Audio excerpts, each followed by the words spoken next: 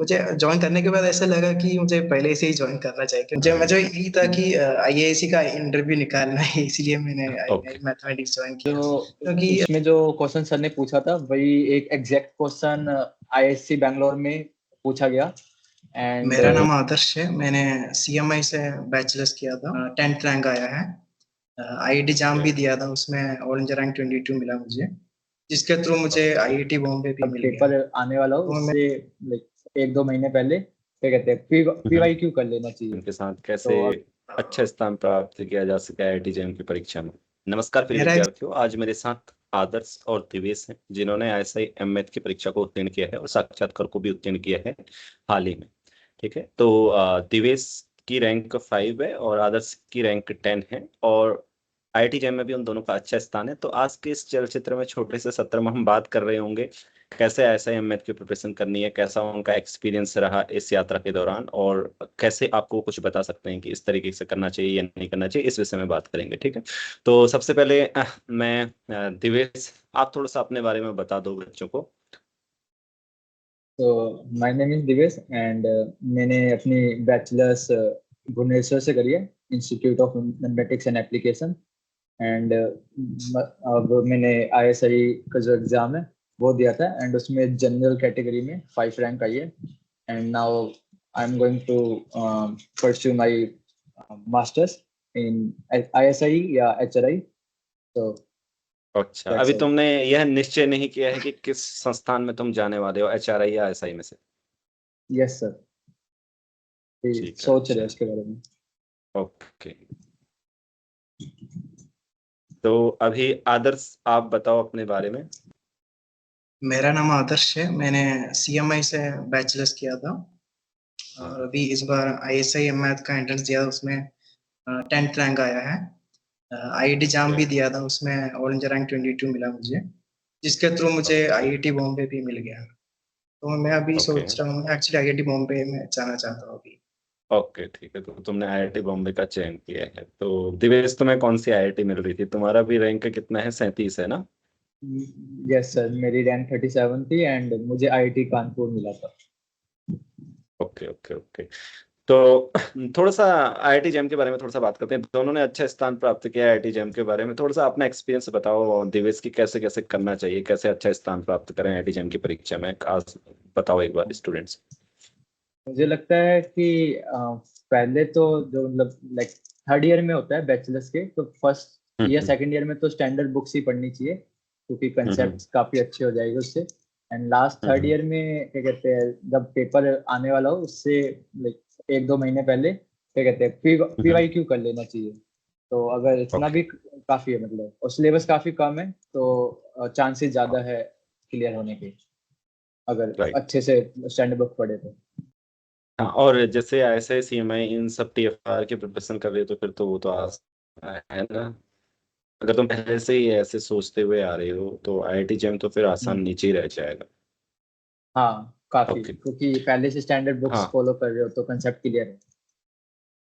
Okay ठीक, तो ठीक है, यही प्रश्न आदर्श आप बताओ, आपका कैसा एक्सपीरियंस रहा आईआईटी जेईई के साथ, कैसे अच्छा स्थान प्राप्त किया जा सके आईआईटी जेईई की परीक्षा में? मेरा एक्सपीरियंस थोड़ा अलग होगा दिवेश से, क्योंकि मैंने सीएमआई से किया है बैचलर्स, तो वहाँ पे सारी चीजें एब्स्ट्रैक्ट होती है। तो कहीं ना कहीं अगर तुम खुद से लाइक प्रॉब्लम्स वगैरह नहीं कर रहे हो तो तुम्हारी प्रॉब्लम सॉल्विंग स्किल सब कुछ कम हो जाता है।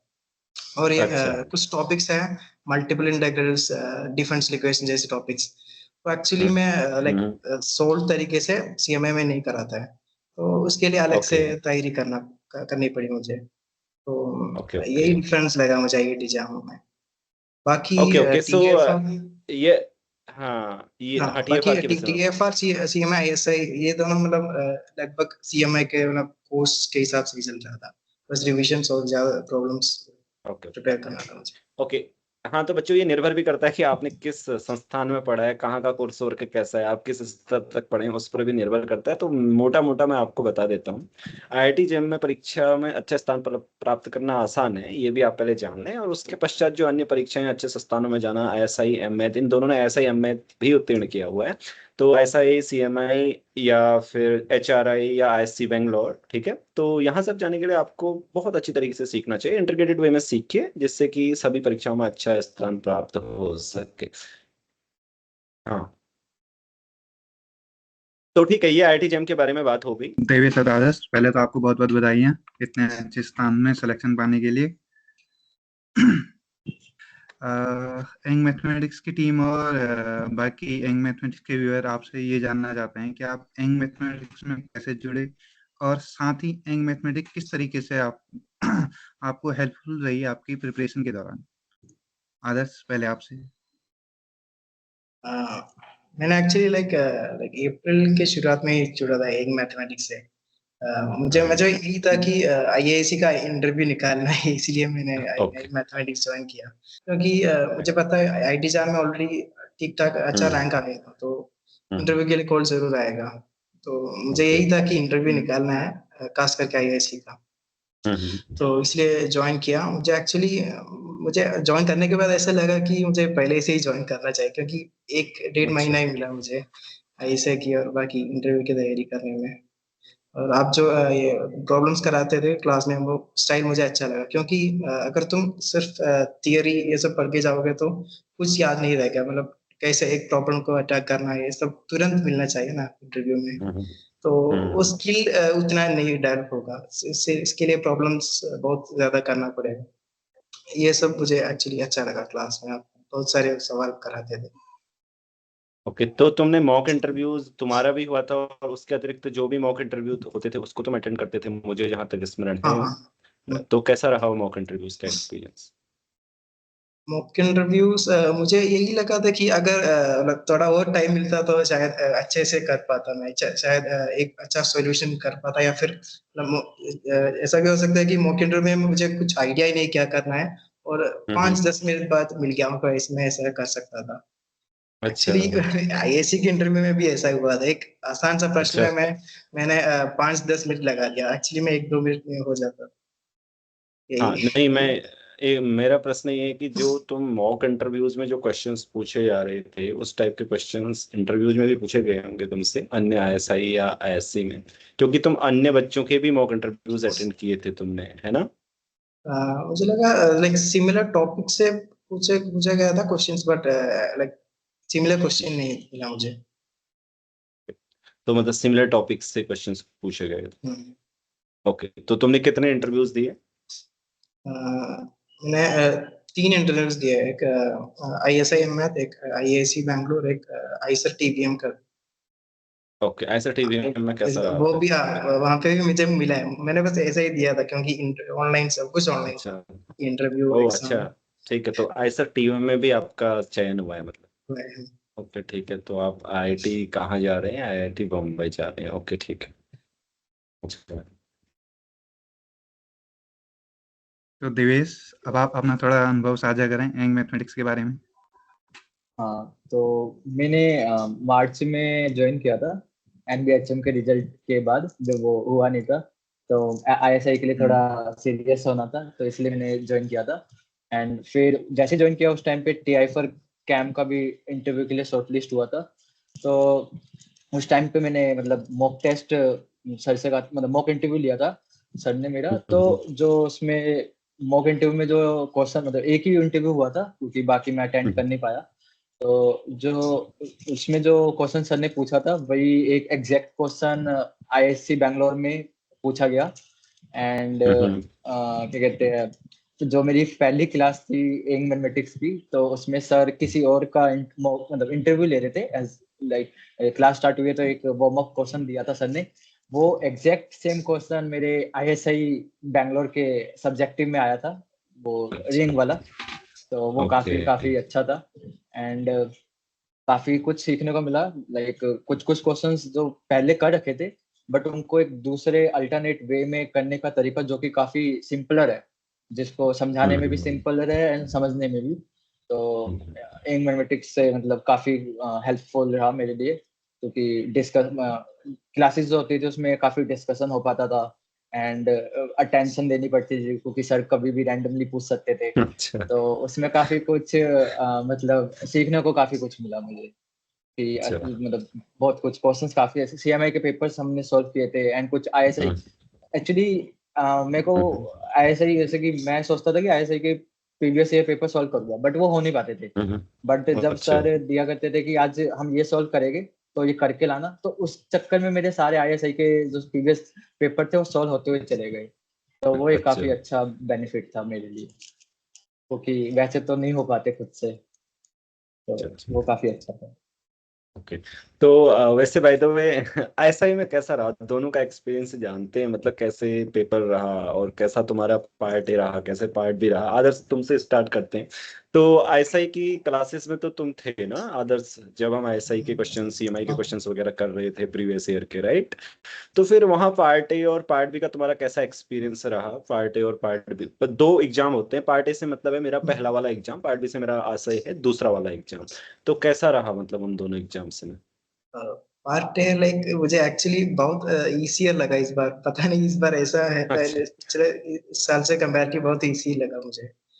अच्छा लाइक कुछ लाइक क्या बताऊँ, जेई जेई टाइप के क्वेश्चंस भी पूछ रहे थे पार्ट ए अच्छा में।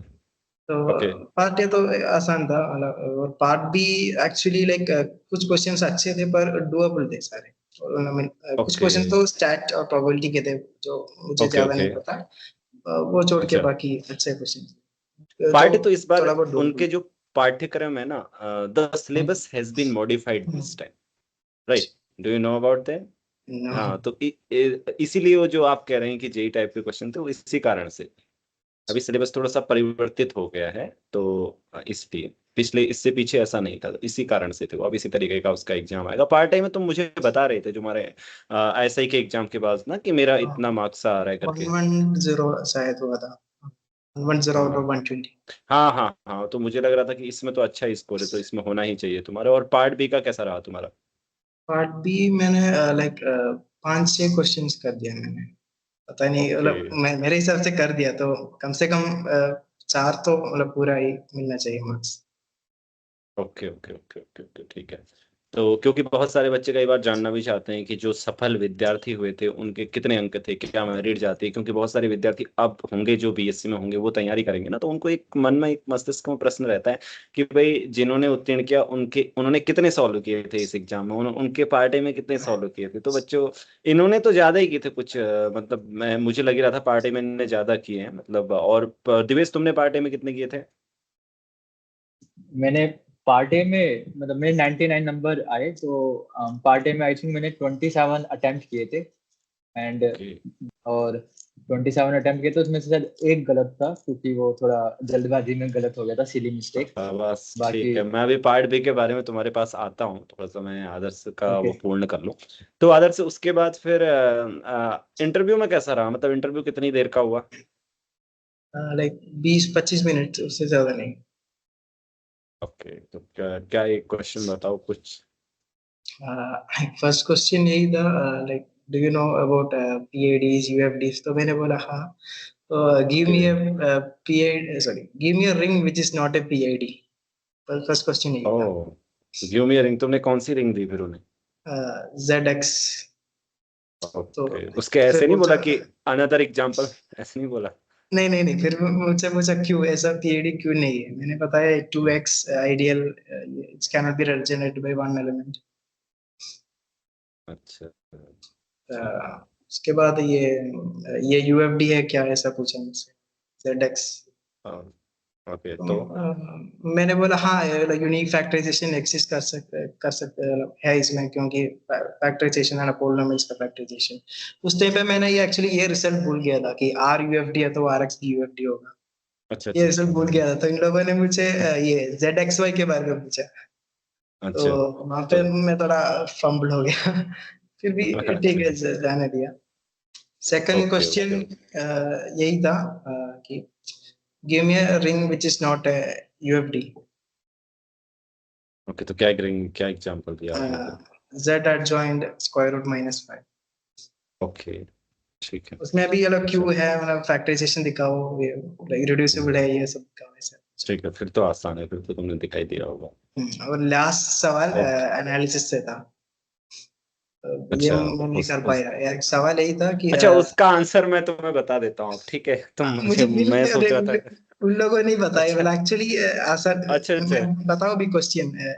हाँ मुझे बताओ क्वेश्चन। बताओ बताओ। Give me a sequence hmm, which converges to every point in 0 1।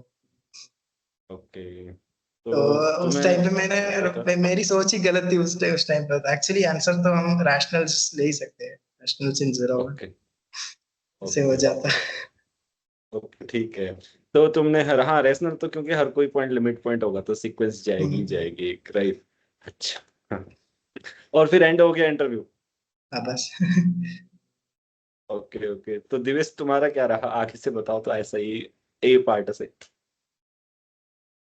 Part A तो काफी इजी था।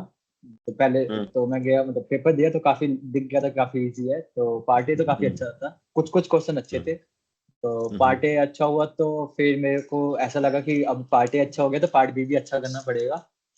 तो ओके जो उसमें बीच में जो टाइम मिला 2 घंटे का, तो उसमें थोड़ा बहुत हम्म पढ़ा क्योंकि अब पार्ट बी भी अच्छा करना था। हम्म अब पार्ट बी, हम्म, एक्चुअली इस बार पार्ट बी में चेंजिंग थे कि पार्ट बी में इस बार 10 क्वेश्चन पूछे गए थे 8 मार्क्स के। पिछली ओके पहले 8 क्वेश्चन पूछे जाते थे 10 मार्क्स के। तो 10 क्वेश्चंस और 2 आवर्स, तो काफी वो हो गया था। तो इसलिए मैंने, मतलब उसमें मैंने जो पहले वाला जो क्वेश्चन था वो रिंग वाला वो किया सबसे पहले, उसको हम्म अच्छे से लिखा। एंड फिर बाकी एक रूटीन प्रूफ टाइप एक लीनियर अलजेब्रा का क्वेश्चन था एगन वैल्यू से रिलेटेड, वो किया। एंड उसके बाद मतलब टोटल मैंने 6 अटेम्प्ट किए थे, जिसमें से कि हम्म, 4 तो श्योर था और बाकी 2 में थोड़ा मतलब एक बीट हो गया बट सेकंड बीट नहीं हो पाया, तो कुछ ऐसे भी थे। बट पेपर इजी था अच्छा एक्चुअली। मतलब पार्ट बी के क्वेश्चन जैसे मेरे को लगता है 5 क्वेश्चन तो इजी थे। एक ग्रुप वाला एक क्वेश्चन था जो कि सबने ही बोला काफी इजी था। तो पार्ट भी काफी इजी था।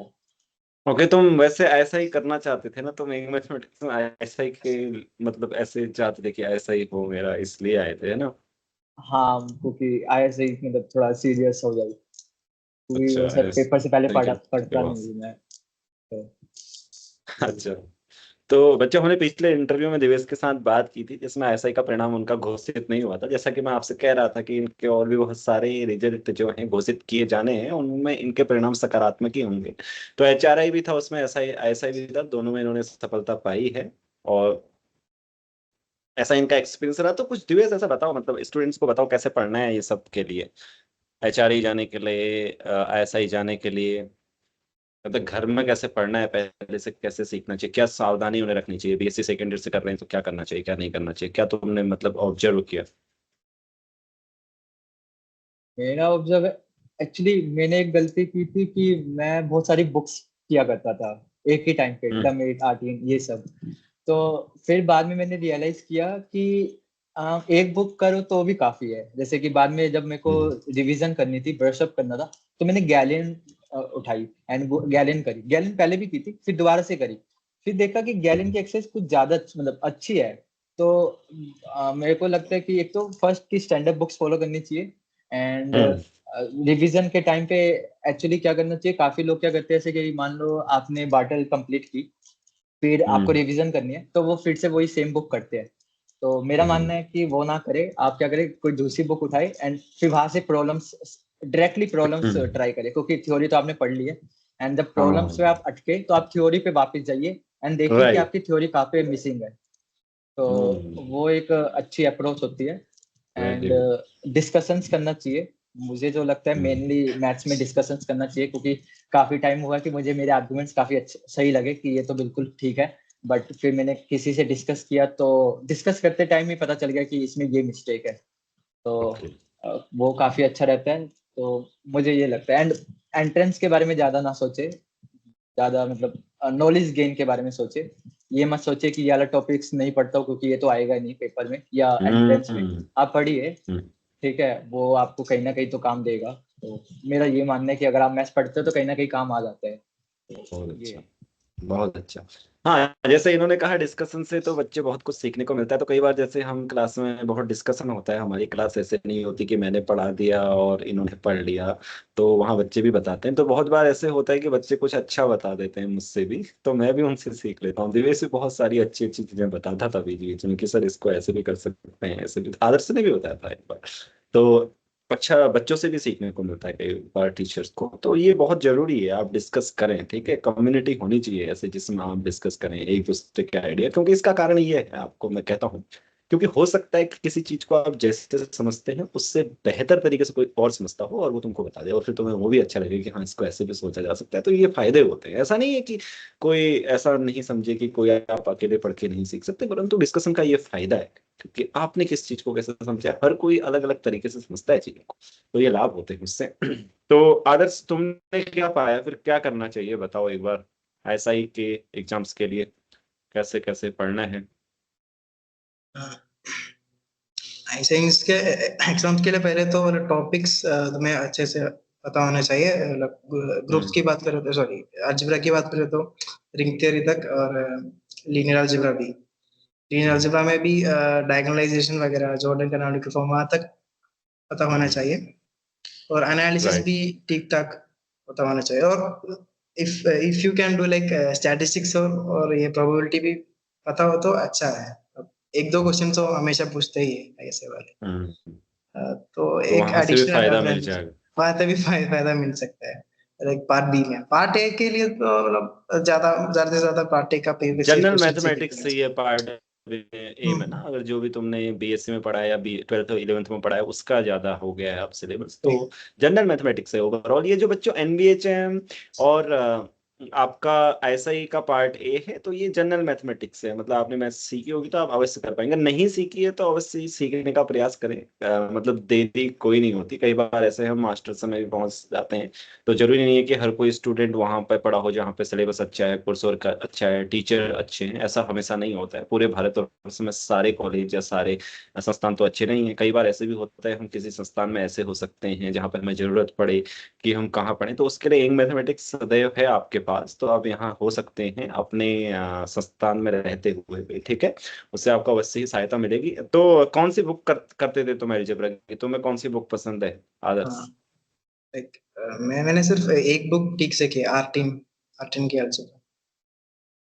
ओके, आर्टिन बहुत अच्छी बुक है। हाँ, वो लीनियर सीएमए में अलजेब्रा, यही अलजेब्रा फॉलो तो करते हैं लोग। अच्छा, सीएमए में ही फॉलो करते हैं। मुझे भी बहुत अच्छी लगती है, उसकी प्रॉब्लम्स बहुत अच्छी हैं। और लैंग्वेज तो है ही अच्छी, बट थोड़ा थोड़ा पहले पहले टफ पड़ सकती हाँ, है, जैसा पहले कि में दिवेश ने टफ लगा बताया। लग रहा था ऐसा ही। हाँ, लाइक सीएमए में थोड़ा सा ऐसे ही हुआ था, पहले सेमेस्टर में यही इंट्रोड्यूस कर पाया था। अच्छा। फिर ओके। आदत हो गया उसकी। ओके ओके, ठीक है, फिर आदत हो गया बच्चों। अगर ऐसा कभी होता हो कोई बुक अगर कठिन लग रही है, तो उसके लिए जैसे दिवेश ने बताया अलजेब्रा आपको स्टार्ट करनी है, तो गैलेन से आप कर सकते हैं। उसको सॉल्व करें, फिर पढ़िए वो बुक बाद में, क्योंकि ऐसा नहीं है कि एक बार पढ़ी फिर आप पढ़ते ही नहीं है, बाद में भी आप आगे भी पढ़ते हैं। तो कभी कभार देख लो, बहुत समय होता है। तो अलजेब्रा भाई आर्टिन बहुत अच्छी बुक है, मुझे भी बहुत अच्छी लगती थी। उसकी प्रॉब्लम मुझे खासकर बहुत अच्छी लगती थी। मैं उसकी प्रॉब्लम ट्राई करता था, लीनियर अलजेब्रा की, एब्स्ट्रैक्ट अलजेब्रा की करता था उसकी प्रॉब्लम्स में भी अपने टाइम में। मतलब फील्ड थ्योरी, गैलो थ्योरी के कोर्स में भी, और अलजेब्रा में भी, सभी में भी अच्छी बुक है बहुत, ठीक है। तो और एनालिसिस की बुक किसकी अच्छी है फिर दिवेश, तुम्हें किसकी अच्छी लगी? थ्योरी के लिए सर, मतलब अगर कंसेप्शन देखना है तो टाओ तो मैं बोलूँगा काफी अच्छी हाँ, रहती है, मतलब बहुत नॉलेज अच्छी के है। लिए। तो हाँ, टाओ इंजॉय काफी अच्छी करने के रहती लिए, है। राइट। हाँ, एंजॉय करने के लिए कि वो, क्योंकि वो ना, मैंने उससे रीमन इंटीग्रल पढ़ा था, तो वो एकदम हाँ। उसका सेटअप है, स्ट्रक्चर है कि वो वैसे ही जाएगा, हम्म। लाइन टू लाइन, प्रोपोजिशन से देते देते, तो वो मजा भी आता है खुद से सॉल्व करने में, कॉन्फिडेंस भी रहता है। बाकी ओके। उसके बाद अगर नॉर्मल सिंपल बुक चाहिए, जैसे कि बार्टल बार्टल में मैट्रिक अप्रोच नहीं है एनालिसिस की, वन वेरिएबल में। हम्म।